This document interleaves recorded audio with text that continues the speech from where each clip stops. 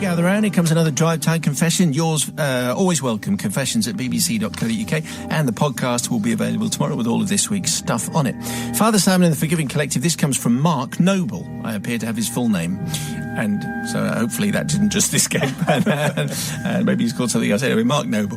Back in 1998, Simon, my wife Wendy and I had a job inspecting culverts, stream channels, small tunnels under railway lines. It's very specific. This usually involved wearing wetsuits, helmets and lamps and crawling on hands and knees, taking photographs and videos as we went. This is very important work, Father Simon. I can appreciate that. We were given a job in Batley in Yorkshire and had a very... Is that just a thing? Been there. Anything could happen in Batley. Okay. Great place, but it is too. I love it.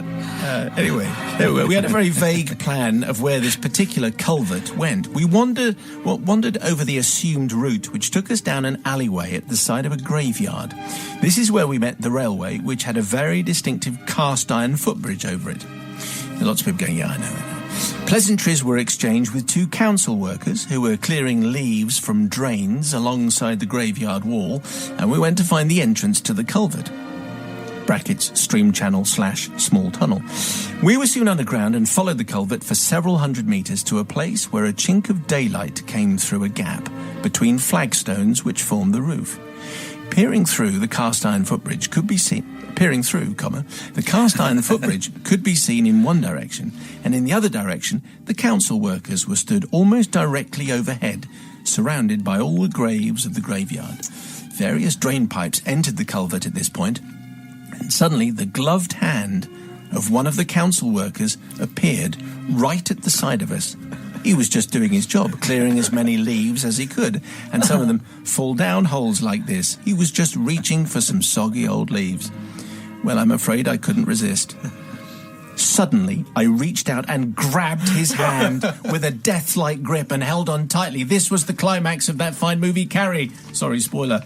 But this was happening for real. The terrified shout of, "Something's got my hand!" was audible for miles. We could hear it underground, and to make matters worse, I then decided to start tugging. I pulled, he pulled back, I pulled even harder. Wendy, who was viewing this through the crack in the flagstones, watched the panic unfold as the other worker abandoned his mate and fled up the path. After a few more tugs, Wendy added an eerie moan from between the flagstones, and I then slowly released the poor man, stroking his hand, before he fled, howling and wailing, abandoning all their equipment. You can understand their point, really. So now is the time, really, to seek forgiveness from those two poor souls who were convinced that something from the graveyard in Batley had grabbed them, which it actually had.